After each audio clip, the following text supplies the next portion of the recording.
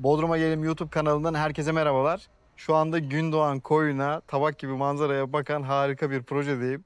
Ve şöyle iskeleler görüyorsunuz. Hani kendi plajı size söylemiştim yaklaşık 1 kilometre mesafede. Ama aşağıda böyle gördüğünüz gibi zaten tesisler var buraya yakın. 200 metre mesafede yaklaşık 5 tane normal tesis var kullanabileceğiniz, yine pratik olarak gidebileceğiniz. Burada 20 tane rezidans daire var ve hepsinin en kötü ihtimalle böyle 150 metrekarelik kendine ait bir terası var. Terasın içerisinde müstakil havuzu da bulunuyor. Şimdi ben size burayı göstermeden önce ilkin burayı çekmek istedim. Yani manzaradan önce ilk defa projede kendi avlusunu çekiyorum. Çünkü harika bir avlu tasarlamışlar. Her bir rezidans daire kendi başına tek kat bir villa gibi. Aşağıyla kesinlikle bir muhataplığınız yok. Sadece aynı otopark kullanıyorsunuz. Projenin tamamında kapalı otopark var. Dairenin kendine ait 2 adet kapalı otoparkı var. Girişleri çıkışları inanılmaz. Projenin içerisinde hiçbir şekilde araç dolaşmıyor. Ve manzara inanılmaz. Şimdi ben manzarayı baştan çekmeyip buradan çekmeye başladım. Çünkü farklı bir şey. Çünkü başka projelerde bu kadar güzel teras organizasyonu hiçbir daire tipi yerde görmedim. Burayı beraber gezeceğiz. Sonrasında satılık olan birkaç tane seçenekten, yani 20 taneden kalan 5 taneden 2 tanesi bunun gibi üst kat seçenek, 3 tanesi de bahçe katı seçenek. Evet, şimdi size vaziyet planını buraya koydum. Vaziyet planından size projeden biraz bahsetmek istiyorum. Mehmet Bey de yanımda. Kendisine de sorular sorarak devam edecek. Kısa bir alan hazırlayalım istedim. Mehmet Bey, toplam arazi alanımızın büyüklüğünü bize söyler misiniz? 6000 metrekare. 6000 metrekare. Her konuta ne kadarlık bir arsa payı kalıyor? 300 metrekare her konutun resmi olarak arsa payı Yani var. aldığınız tapuda 300 metrekarelik bir arsanız zaten olacak. Burada bence en çok hoşumuza gidecek olan şey otoparkların girişleri çıkışları. Bütün sıra bloklar, yan yana gelen bloklara tek bir otopark girişi var. Ayrı ayrı yapılmış ve kendilerine ait 2 araçlık otoparkı var. O da ne şekilde oluyor? Örnek veriyorum, B, C ve D bloğun otopark girişi buradan. Bu arka taraftan gittiğinizde size videonun başına çektiğim alanlara ulaşıyorsunuz ve oradan evlere giriş yapabiliyorsunuz. Hem aşağıya hem yukarıya. Bunlar birbirinden bağımsız alanlar. Yani evler kesinlikle giriş çıkışlarda birbirlerini görmüyorlar. Gayet güzel ayarlanmış. Evet, şimdi size otopark alanlarını da çekeyim dedim. İçinden geçerken hazır. Gördüğünüz gibi mineral sıvayla kaplanmış. Böyle beton bir yer değil. Burası da gayet güzel. Otopark girişleri çıkışları araçlar için gayet yeterli ve geniş. Tavan yüksekliği iyi. Yani her büyüklükte aracınızı buraya getirip park edebilirsiniz. 2 araç bile yan yana geçebilecek büyüklük var. Böyle sıkışık bir otopark yapısı yok. Gayet güzel. Şimdi ben size buradaki bir dairenin manzarasını gösteriyor olacağım. Onun dışında bütün seçeneklerin kendine ait müstakil havuzu var. Kimisinin önünde, kimisinin arkasında, üst katların arkasında, alt katlarında, önlerinde. Size de videoda bahsettiğim gibi balkonlardan, yani şu teraslardan dolayı da birbirleriyle olan iletişimi son derece güzel ayarlanmış. Şimdi burada satılık olan seçenekler hangileri Mehmet Bey? Şu anda burada J bloğumuz alt ve üst olarak satılık. J bloğumuz. En Evet. büyük arsaya sahip olan Evet, en diye büyük, tahmin en büyük ediyorum. bahçeli ve en şerefiyeli bloğumuzdur J blok. Burası Gündoğan koyuna en tepeden bakan, bütün koyun tamamını gören bir yapıda. Bunun üst katı özellikle fırsat niteliğinde bence. Hem bahçe büyüklüğüyle hem manzaraya olan açısıyla en güzel üst kat seçeneklerden biri zaten. Fakat burası yeni satışa açıldığı için bence avantajlısınız. Ee, En iyi üst kat seçeneği de belki almış olabilirsiniz, alacak olabilirsiniz. O yüzden burayı değerlendirmenizi tavsiye ederim. Projedeki tek infinity havuzu olan Heh, evimiz. havuz gördüğünüz gibi burada ve Infinity havuz özelliği var. Üst kat olmasına rağmen diğer üst kat seçeneklerde böyle bir alternatif yoktu. İkinci bir satılık olan da demin ise bahçenin aşağıdan gösterdiğim C blok. C Doğru blok, söylüyorum evet. değil mi? C blok. Bunun dışında da 3 tane de bahçe katı seçenek var. Onlar hangileri? F bloğun bahçe katı. F bloğun şuradaki Evet, bahçe katı. Ara daire düşünürse F bloğun. Bunun artısı eksisi nedir? Alt katlarda odaların tamamı ön tarafa bakıyor. Yani Hı hı. öyle düşünebiliriz. Üst katlardan farklı olarak alt katlarda odaların hepsi deniz cephesine ve havuzumuz da deniz cephesine bakar.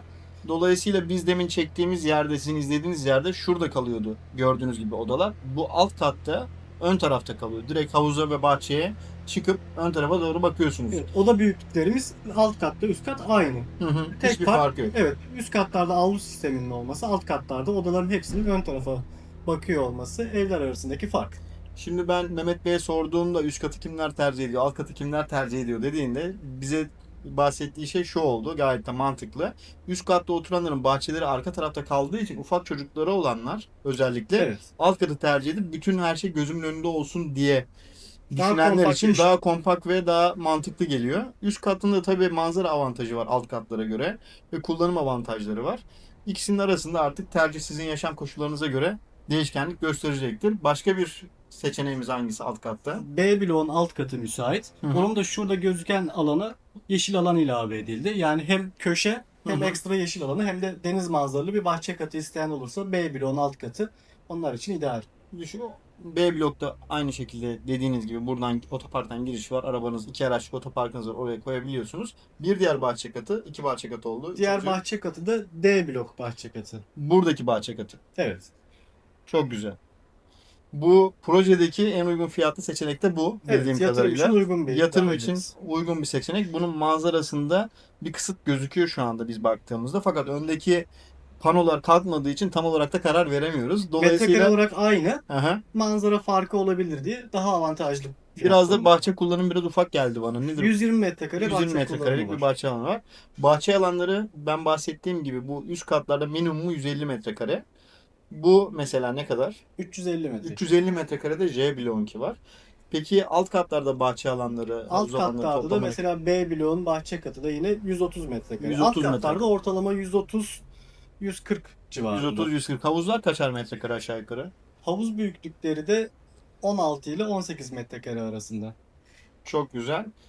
Projenin genel altyapı özellikleri olarak bize söyleyebileceğiniz şeyler var mı? Yani her bütün evlere hitap eden bir jeneratör, su Birebir deposu. birebir jeneratör, yani tüm yapılar içerisindeki tüm klimalar çalışsa bile kaldırabilecek güçte bir jeneratörümüz ve tüm evlere yetecek kadar su depomuz var. Bu bütün projeye hitap eden Tüm şeyler proje. değil mi? Çatılarımızda herhangi bir şey olmayacak. Bizim hepsinin yeri ayrı. Hı hı. O nedenle çatılarımızda peyzaj, yeşil alan gibi olacak. Evet, buranın aidatları da düşük olacaktır. Çünkü Ortak ortak alan alan yok. neredeyse hiç yok. Sadece plaj kullanımınız var. Evet. Plaj kullanımı da ecrimisiyle 5 yılda bir yenilemeniz gerekecek. Onun dışında herhangi bir masraf olmayan bir yer. Plajı da gidip çekeceğim. Şu an belki çok gözünüze hoş gelmeyecek ama inanılmaz güzel bir tesis yapacaklar. Zaten bu firmanın burada kaç tane proje? 7. projemiz. 7. projeleri gayet Gündoğan'a hakim. Bütün yasalarına da hakim. Gayet güzel bir şekilde yapacaklarına ben eminim. Diğer projelerini zaten gezdiğinizde hayran kalacağınız güzel projeleri var. Çok teşekkürler Mehmet Bey. Projeyi Rica genel ederim. hatlarıyla bence anlattık. Eklemek istediğiniz bir şey var mı? Benim şu an için aklıma gelen bir şey yok. Sanırım anlatırken yerden ısıtmamızı, onların tamamını, yani 12 ay yaşama uygun olduğunu anlatmıştınız zaten. Evet, onlardan bahsetmiştim. Şimdi size manzarası güzel bir seçenekten devam ediyoruz. Nereye çekeceğiz şimdi biz? C bloğun üstünden mi çekelim? Evet. Tamam, C bloğun üstünden C size bloğun üstü ve B bloğun altını. çekebiliriz. Evet. Tamamdır. Devam edelim izlemeye. Evet, böyle kabadan bir yer alıyorsunuz ama proje o kadar hassas düşünmüş ki siz burayı satın alma yaptığınızda yaptığınız sözleşmelerde iskan şartı var. Yani iskan eğer alınmadığı takdirde döviz kuru üzerinden size aynı parayı net bir şekilde ödeyeceğini taahhüt eden bir sözleşme yapıyor. Bunun yanı sıra plaj kullanımı hakkınızdan da detaylı bir şekilde bahsedip burada sizi garanti altına alıyor. Bence çok önemli bir özellik. Çoğu projenin sözleşmesinde bu detaylar çok fazla yer almıyor. Bunu da belirtmek istedim, projeye güven anlamında. Sağlam bir yer gerçekten. Bunları bahçe katı demeyeyim, alt katı diyeceğim çünkü ikisinin de kendine ait bahçe ve müstakil girişleri var. Bu üst kat diye çıkması zor diye de düşünmeyin. Asansör yapmak için de uygun alanlar yapmışlar. Harika planlanmış ve ekstra olarak bu projeye ait aşağıda denize sıfır kumsalda 1000 metrekarelikte bir kullanım alanı var. Yani kendine ait plajı da olacak bir yer. Ve bunu sözleşmelerinde yazıyorlar. Şu anda alım yaparsanız burası önümüzdeki yaza teslim olacak. 12 ay vade yapıyorlar. %50 peşinle kaçırılmayacak bir yer. Ve gerçekten muadili benzeriyor. Konuma inanamayacaksınız. Konumu da çok güzel. Arazinin bulunduğu yer de çok güzel. Niye çok güzel diyorum? Bu arazilerde denize böyle inanılmaz yukarıdan bakmak da sıkıntılı. Çok aşağıda olmak da sıkıntılı. Burası tam böyle orta noktada kalıyor ve denizi böyle ayaklarınızın altında görüyorsunuz. O manzaraya birazdan satılık bir seçenekten size çıkıp göstereceğim. Burası ana yola çok yakın olduğu için kendi plajına da yaklaşık 1 kilometre mesafe var. Araçla 3 dakika sürüyor. Çok da güzel bir tesis yapıyorlar oraya da. Önünde yola cepheli olduğu için ön tarafını kendi reklam tabelalarıyla kapattıklarından dolayı bu çektiğim örnek villanın, yani örnek dairenin olduğu yerden deniz manzarası çok gözükmüyor. O yüzden yukarıdan sadece yatak odasından biraz gözüküyor. Oradan göstereceğim size. Ama esas manzarayı bir sonraki, yani ilerleyen zamanda şu yukarıdaki inşaat halindeki yerden çekeceğim size, üst katından. Buradaki en güzel seçeneklerden biri de bunun üst katı, kalan 2 tane rezidanstan biri burası. Bir tanesi de şunun alt katı da bahçe katı olarak var. Bir de en arkada en yukarıdan bütün koya hakim manzarada bir seçenek var. En büyük bahçeli olan da o. Orada da bir üst kat bir alt kat seçenek var. Yetişebilirsem bakalım onları çekmeye çalışacağım. Plajın da şu andaki halinden size görüntüler vermeye çalışacağım. O yüzden sonuna kadar izleyin. Bir de vaziyet planını inceleyeceğiz. Vaziyet planında da size kalan seçenekleri ve buradaki rezidansların kurulumunu göstermeye çalışacağım. Şimdi gelin gezelim. Şimdi ben size burada ne izah edeyim? Şimdi burada üst katlarda avlusu minimum 150 metrekare. 150 metrekare de aslında şuna tekabül ediyor. Şu alan. Bu minimumda var. Her seçenekte. Bunun dışında bunun gibi bahçesi büyük olan seçenekler var. O da en üstteki villada var. Onun bahçesi buradan da çok büyük. Üst katın bahçesi. Şöyle döneyim. Bunun kendine ait böyle yeşil alanı da var. Böyle devam ediyor. En üstteki seçenekte bu çok çok daha büyük halde üst katın kullanımında. Şimdi buradan dışarıdan ben içerideki oturumu size anlatayım. Ondan sonra da geçelim içeriği gezelim. Beraber oradaki dizaynlara fark edin. Şu koridor mesela bu bahçeye bakarak evin içerisinden salona geçiyorsunuz. O da harika. Bu projeyi Ahan ödülünü almış Türkiye'deki 2 mimardan biri çizmiş durumda. O yüzden projenin detaylarını gerçekten dikkatlice izleyin. Evin içerisinde hiçbir kolon kiriş bulunmuyor. Ayrıca buradan göstermesi kolay olduğu için gösteriyorum size. Gördüğünüz gibi 2 tane tuğla yan yana koyup arasına da izolasyon malzemesi konarak yapılmış bir yer. Hem alt katta hem duvarlarda kesinlikle bir ses, işte bir ısı geçirgenliği hiç yok. İnanılmaz kaliteli bir izolasyon var bu projede. Onu da özellikle belirtmek isterim. Yatak odalarından biri burası. Yanında banyosu var. Bu banyoları buraya yapmasının sebebi mimarın gün ışığını banyoların almasıymış. Şu yanında da bir tane oda var. Burada 2 tane odamız var. Burada da yine yandaki banyosunun dışarı bakmasını sağlamışlar ki içeriye gün ışığı alabilsin. Şurada güzel bir koridor var. Burası da salonumuz. 46 metrelik bir salon var. Ayrıca çok güzel de bir ebeveyn yatak odası var. Burayı gezdikten sonra size diğer seçeneklerden manzaraları göstereceğim. Bir tane de bahçe katı yeri size izah etmeye çalışacağım. Burayı gerçekten dikkatli izleyin. Yani denize sıfır villa almayı düşünen ve buradan alım yapan kişiler var. Benim arkadaşlarımın satışları. O yüzden burayı hiç küçümsemeyin, detaylıca izleyin. Gerçekten çok hoşunuza gidecek. Şimdi ben ana girişten size göstermeye başlayacağım ki ne kadar düşünceli, mantıklı bir şey yaptıklarını görün. Hadi gidelim şimdi ana girişi, oradan gezmeye başlayalım. Burası üst kattaki 3+1 rezidans dairenin giriş alanı. Gördüğünüz gibi evin ana kapısı burası. Yani hemen aşağıda otoparkımız var. Otoparka arabayı koyduktan sonra bu kapıdan içeri giriyorsunuz. Evden bu şekilde ayrılmış bir alanı var ve burası da çok geniş, güzel. Gördüğünüz gibi harika tasarlanmış bir yukarı çıkışı var. Şimdi bu merdiven size zorluk çıkartacaksa eğer, burayı da asansör kurulumuna uygun yapmışlar ve yaptıkları satışlarda da 400 kilogram kapasiteli asansörü buraya koymak için anlaşma yapmışlar. Yani buraya asansörlü bir sistemle kapıdan girdikten sonra evin kendi katına hiç yürümeden çıkabilirsiniz. Bunu öncelikle söyleyeyim. Ona uygun bir şey yapıldığı için gayet güzel. Şöyle olabildiğince geniş açıdan göstermeye çalışıyorum. Evin böyle bir girişi var. Girdikten sonra yukarı doğru çıkıyoruz. Şimdi burada da odalarla salon birbirinden çok iyi ayrılmış. Yani evde kalanlar birbirinden gayet uzak şekilde burada yaşayabiliyor. Şuradaki koridor da çok hoşuma gitti. Orayı da gezeceğiz beraber. Burada bir ortak banyo tuvalet var gördüğünüz gibi. Evimin yatak odası şurada. Orada da bir banyo tuvaletimiz var. Buradaki odalar da kendi kendine banyolu tuvaletli. Buradaki tasarım o kadar güzel, mantıklı ki. Buradaki tasarım o kadar güzel, mantıklı ki böyle sola doğru döndüğümüzde şöyle bir koridor üzerinden odaları gezebiliyoruz. Burayı çamaşır yıkama alanı olarak ayarlamışlar. İçeride kendi altyapıları var. Buradan koridor bu şekilde devam ediyor ve birinci odamıza geçiyoruz. Burası yine havuzun bulunduğu ve bahçenin bulunduğu alana çıkıyor.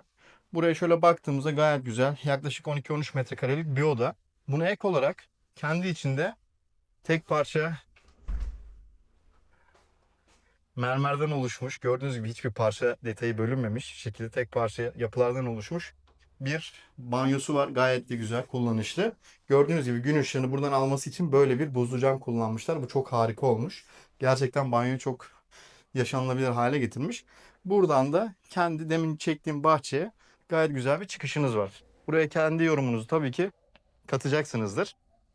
Böyle devam ediyorum. Şöyle de odayı size göstereyim.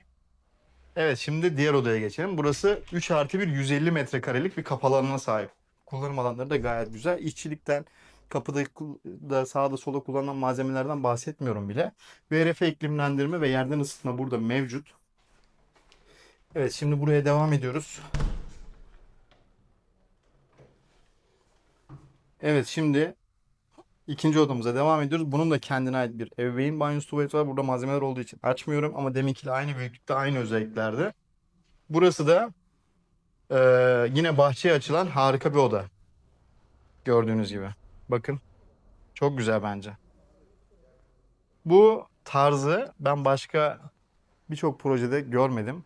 Gayet de güzel. Bir de ekstradan bunların dışarısında bir depo alanları var. Bütün seçeneklerde hemen hemen bu depo alanı mevcut. Şimdi buradan devam ediyoruz ve salona, ebeveyn yatak odasına bakıyoruz. Sonrasında da satılık seçeneklerden manzara size göstermek istiyorum. Şimdi yatak odasında da çok güzel bir manzara zaten göreceksiniz. Ama hayal etmenizi rica ediyorum. Bir de bunların dışarıda kendilerine ait bir sağ tarafta da avluları var. Yani bu bloğa özel bir durum olduğu için burası zaten satılmış bir yer. Bu taraf yan tarafa, yani alt kata tahsis etmişler. Onun sol tarafta bahçesi olmadığı için, ama diğer satılık olan seçeneklerde burada da bir avlu var, köşede kalan seçeneklerde. Buradan böyle geldiğinizde, yani buraya bir misafirin geldiğini düşünün. Şu sahneden içerisinden geçip salona doğru geliyor. Bence çok etkileyici ve güzel. Ve baktığımızda böyle 46 metrekarelik bir salonumuz var ve full deniz manzaralı. Şu önde reklam tabelaları olduğu için kapalı. Şu an göremiyorsunuz ama yukarıdan çekeceğim size. Gördüğünüz gibi harika bir tasarım mevcut. Burası eşyalı olarak satılık değil. Burası eşyalı olduğu için zaten hemen satılmış. Ama eşyalandırma konusunda bizim firmamız size destek verebilir. Mimarlık hizmetlerimiz de var. Çok güzel bir ofisimiz var. Mutlaka ziyarete bekleriz. Burada gördüğünüz ama satışa dahil olmayan seçenekleri bizler size seve seve yapıp teslim edebiliriz. Bu konuda bir endişeniz olmasın. Bu mutfak olduğu gibi ada mutfağıyla vesairesiyle satışta olan seçenekler de içine verilecek. Örnek veriyorum, şu süs, hareketli eşyalar satışın içerisinde yok. Fakat şu duvar salondaki fiyatın içerisine dahil. Evet, buradaki şimdi ebeveyn yatak odasını geziyoruz. Burada çok büyük bir giyinme alanı ve dolap ayarlanmış. Çok büyük dediğim, dolap çok büyük. Burayı daha kibar da belki tasarlanabilir. Normalde bu fiyata dahil değil. Ama burayı daha mantıklı kullanılacak şekilde sizleri dizayn edip üretimini yapabiliriz. Gördüğünüz gibi böyle bir alanı var. Bunun dışında yatak odamız da böyle ve full deniz manzaralı. Gayet güzel bir oda. Buradan da tabelaların üstünden biraz denizi görüyoruz. Şimdi bu koyun ne özelliği var? Ölü deniz derler. Hani böyle açık denize baktığınızda karşınızda hiçbir şey göremezsiniz. Geceleri özellikle. Burada harika bir İstanbul Boğazı gibi bir manzara var. Tabelaların olmamış halini hayal edin diye şöyle çekiyorum size. Bakın, şu manzara inanılmaz bir manzara. Bu açı bu tepelerin çok azında var. Ve bu arsa da tam bu açının üzerinde. Yani salondan, yatak odasından baktığınız zaman deniz ayaklarınızın altında gözüküyor. Bu çok önemli. Ve az yerde bulunan bir şey. Çok yukarıda olduğunuz zaman da bunu yakalayamıyorsunuz. Çok aşağıda olduğunuz zaman da bunu yakalayamıyorsunuz. Tam yeri burası. Gerçekten güzel. Gördüğünüz gibi. Şimdi bu teraslardan bahsedeceğim. Bu teras alanlarının kullanılmasının en büyük amacı alt katlı olan irtibatı kesmek. Hani burayı gezdiğinizde altta biri varmış yokmuş inanın hissetmiyorsunuz. Aşağıdaki yukarıyı hissetmiyor. Ve biz bakın, bu kadar öne çıkmamıza rağmen aşağıdaki evi hala göremiyoruz. Burayı o yüzden böyle değerlendirmişler. Çok da mantıklı olmuş. Gayet de güzel olmuş. Evet, harika bir manzara. Gündoğan Koyu gördüğünüz gibi geceleri de ışıl ışıl oluyor. İstanbul Boğazı gibi harika bir görüntüsü oluyor.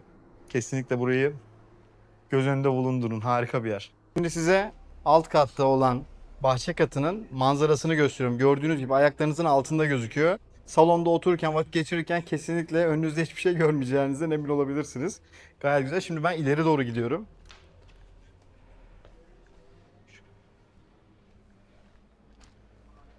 Demin burada alt kattaydık. Buradan çekim yapmıştık. Oranın manzarası da aslında burası. Belki de bundan daha iyi. Ama tabii orası satılmış durumda. Böyle bir manzara var. Şimdi bunun üst katına çıkıp size orayı göstereceğim. Dairenin cephesini de görün. Şöyle geniş açıya alayım. Gayet güzel. Yan tarafta da kendi avlu boşlukları falan var. Ve burayı iyi anlamamız gerekiyor. Bir kere alt katta gezdiğimiz yerin tavan yüksekliği diğerlerinden biraz daha düşük. Burada görsel açıyı korumak için öyle yapmışlar. Fakat bunların tavan yüksekleri 2.80, ve 2.95 gibi ölçülerde. Aşağısı buraya göre bir 30 santim daha alçak. Yani demin gezdiğimiz yerin tavan yüksekliğini çok alçakmış diye düşünmeyin. O oraya özel bir, o seçeneğe özel bir durumdu. Bir de bunun yan tarafında böyle, şimdi bu arkası komple duvarla kapanıyor. Burası da bu Bahçekatı daireye ait avlu alanı ekstradan. Bu da buranın kotuna kadar yükselecek çim alanı olarak kullanabilirsiniz. Üzerine çok güzel çardağınızı da yerleştirebilirsiniz. Şöyle manzaraya bir daha bakalım ve devam edelim. Şimdi gidelim bir de yukarıdan bakalım. Satılık olanlardan ilk seçeneklerden yani 2 tane satılık var zaten. Bir tanesi bu. Manzarayı görüyorsunuz. Önü tamamen açık. Hiç kesen hiçbir şey yok. Direkt tabak gibi denizi görüyor. İnanılmaz güzel bir manzara. Gecesi de gündüz de harikulade olacak. Bu da diğer üst kat seçenekte öncelikli olarak düşünmeniz gerekenler. Buraya mutlaka talep edin, görüşelim. Yukarıdaki telefon numaralarından bana ulaşabilirsiniz. İlerleyen bölümde size plajı da çekeceğim. Avlu alanını, satılık olanın ve deniz manzarasını göstermek istedim. Şöyle geniş açıya alıyorum. Burası da bunun avlu alanı. Tabii ne kadar anlaşılır çok emin değilim. Ama şöyle göstereyim size. Çok geniş, güzel bir alan. Harika bir manzara. Çok güzel bir kurulum var burada. Evet, projenin sahil beach alanına geldik. Burası komple kumsu olarak değerlendirilecek ve size şu an aralarda resimlerde koyduğum yer haline gelecek. Bu tesis tamamen bu projede oturanlara ait olacak. Proje 2 etaptan oluşacağı için ilk etapta 20 konut var. İkinci etapta da 16 konut olacak. Toplamda 36 konut bu 1000 metrekarelik tesisi kullanacak ve buranın giderlerini sizler karşılayacaksınız. Dışarıya kapalı bir tesis olarak planlanıyor. Gördüğünüz gibi harika bir alan. Buranın arka tarafında bulunan arsa da yine aynı projeye, firmaya ait olduğu için buranın kullanımında herhangi bir probleminiz olmayacaktır. Buranın bütün anlaşmaları yapılmış ve garanti altına alınmış durumda. Gördüğünüz gibi diğer projelerin de tesisleri var burada. Yan tarafa doğru gittiğiniz zaman da devam ediyor. Gayet güzel, kendi başına bir koy. Burada Gündoğan'da böyle çok koy içinde kalan yerlerde de bazen sirkülasyon az olduğu için koku problemi olabiliyor. Burası hem sirkülasyonu olan hem de biraz da koy özelliği taşıyan bir yer. Şuradaki burun sayesinde açık deniz dalgalarını çok fazla almıyor. Bugün rüzgarlı bir gündeyiz. Buna aldanmayın. Gayet güzel, temiz bir denizde vakit geçiriyor olacaksınız. Böylece projenin bütün detaylarını size göstermiş oldum A'dan Z'ye. Belki ziyarete bile gelseniz bu kadar çok detayı bir arada göremezsiniz. Yukarıdaki telefon numaralarından bana çekinmeden ulaşabilirsiniz. 7/24 WhatsApp üzerinden mesaj atabilirsiniz. Kanalımda yüzlerce video var. Beni takip etmeyi unutmayın. Kanalımda gezerek diğer video seçenekleri de izleyebilirsiniz. Aynı zamanda arayışınızla ilgili detayları bana iletirseniz ben videoların arasından size uygun olan seçenekleri seçip linklerini gönderebilirim. Evet, fiyat ve detaylar için sizlerden geri dönüş bekliyorum. Umarım hayalinizdeki eve kavuşursunuz. Güzel bir video oldu, anlatım oldu. Hoşunuza gittiğini umuyorum. Görüşmek dileğiyle, hoşça kalın.